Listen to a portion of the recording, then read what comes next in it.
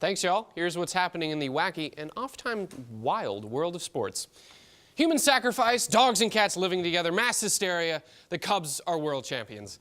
And Bill Murray, who spoke that classic line, well, the first part, had front row seats. The Cubs super band celebrated with the team afterwards and even performed a slightly inebriated but great interview with Cubs president of baseball operations, Theo Epstein.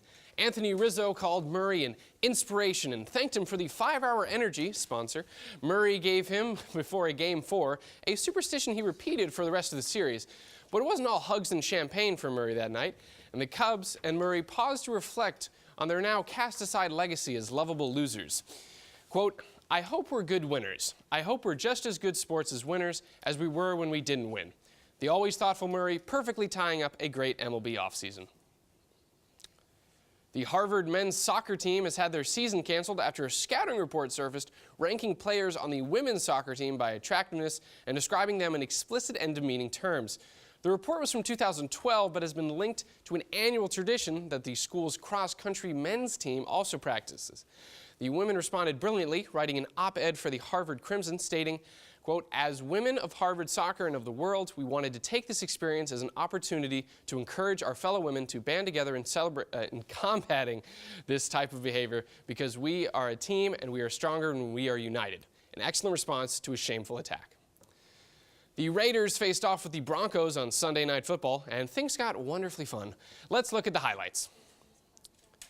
We'll start out with an improbable catch by Raiders wide receiver Seth Roberts, and follow that up by Von Miller making his money on the defensive end with a sack. And here is Latavius Murray coming up, stretching over the goal line for the score. And here is Broncos quarterback Trevor Siemens with a long bomb for the touchdown. But it was the Raiders' night. Their offense simply unstoppable, with Latavius Murray bulldozing his way into the end zone again. The Raiders went on to win 30-20. Chiefs tight end Travis Kelce got into a bit of a throwing contest with the referee last night. Let's take a look.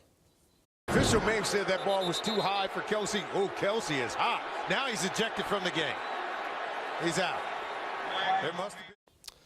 So Kelce was upset that no flag being thrown for pass interference. So he took matters into his own hand and threw his own flag, a very gross towel, at the ref. The league-sanctioned lawman responded by channeling Bobby Shmurda's hat flip. An actual mature ref throws a flag, and then a seemingly uninvolved Aaron Colvin begins jovially throwing imaginary flags everywhere like an Easter bunny for fines.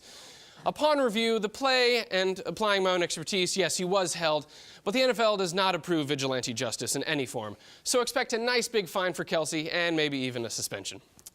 That's all I've got from sports. Back to y'all, Sean and Claire.